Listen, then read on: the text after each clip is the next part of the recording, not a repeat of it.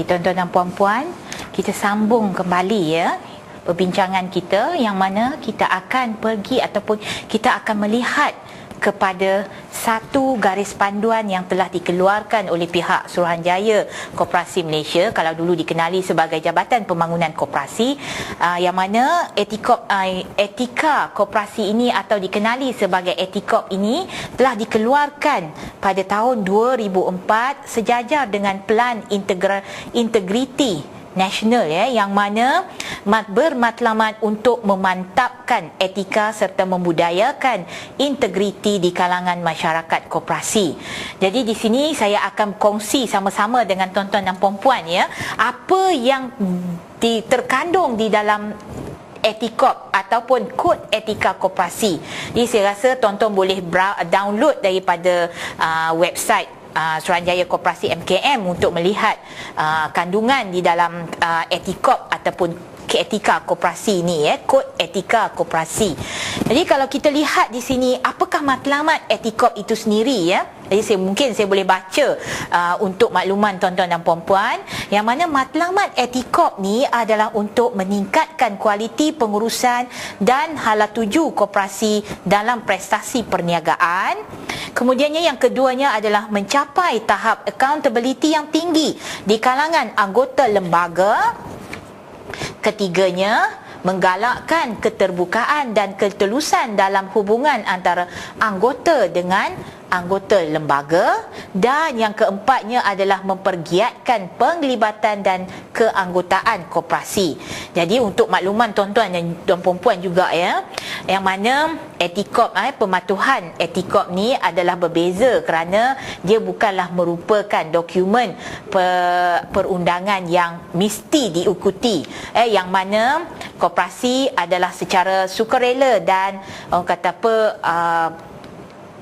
yang mana tidak secara sukarela untuk mematuhi Etikop ni. Dan apa yang penting, Etikop ni adalah dijadikan sebagai garis panduan oleh semua pihak yang terlibat, tuan-tuan dan puan-puan. Jadi di sini kalau kita lihat apakah kandungan-kandungan yang mana Etikop ni dibuat adalah untuk menggariskan amalan-amalan terbaik, yang mana kalau saya baca di sini juga tuan-tuan dan puan-puan, yang mana dia kata takbir urus terbaik ni hendaklah dilaksanakan sebagai prinsip yang menjiwai pengurusan dan pentadbiran koperasi serta membimbing perlakuan semua pihak yang terlibat dalam koperasi. Jadi maknanya di sini semua pihak yang terlibat dalam koperasi ini adalah anggota lembaga koperasi. Ini yang penting Jawatan Kuasa Audit Dalaman atau JAD dan juga pihak pengurusan. Jadi di dalam Etikop ini telah digariskan 5,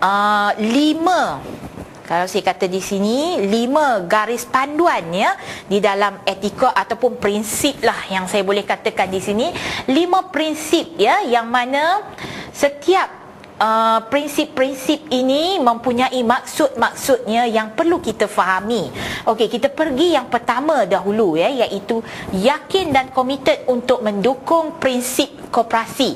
Sebab ini merupakan asas kerana kita tubuhkan koperasi, dia perlu berlandaskan kepada prinsip koperasi. Okey, untuk saya nak tanyalah tuan-tuan dan puan-puan, berapakah prinsip koperasi? Tuan-tuan masih ingat lagi, tuan-tuan bersama dengan rakan saya di dalam sesi yang pertama, iaitu latar belakang dan kefahaman koperasi. Prinsip koperasi ada 7 prinsip yang mana tuan-tuan boleh semak daripada Akta Koperasi di bawah Seksyen 2 di bahagian tafsiran tuan-tuan dan puan-puan. Jadi kita teruskan apa yang dikatakan sebagai yakin dan komited untuk mendukung prinsip koperasi. Jadi kalau kita lihat di sini, apa yang dikatakan dalam prinsip yang pertama ni adalah koperasi terdedah kepada 3 krisis utama, iaitu krisis credibility, yang mana orang ramai tidak yakin dengan keupayaan koperasi menyelesaikan masalah sosioekonomi mereka. ya. Dan kemudiannya krisis pengurusan. Koperasi menghadapi kekangan sebagai majikan dan pihak anggota lembaga tidak dapat membezakan antara urusan dasar dan urusan harian yang dikendalikan oleh pengurus dan pekerja koperasi. Dan yang ketiganya adalah krisis ideologi, yang mana pihak yang terlibat dengan koperasi tidak dapat membezakan antara entiti koperasi dengan entiti perniagaan lain. Jadi untuk menangani krisis ini, krisis di atas yang telah saya perkatakan ni, pihak yang terlibat haruslah mengamalkan etika tersebut, yang mana anggota koperasi mengamalkan prinsip kawalan demokrasi melalui penglibatan dalam mesyuarat agung. Jadi anggota perlu didedahkan dengan pendidikan untuk supaya anggota-anggota ini faham apakah entiti koperasi itu berbanding dengan entiti perniagaan yang lain. Dan kemudiannya itu dari segi anggota. Kemudiannya anggota lembaga.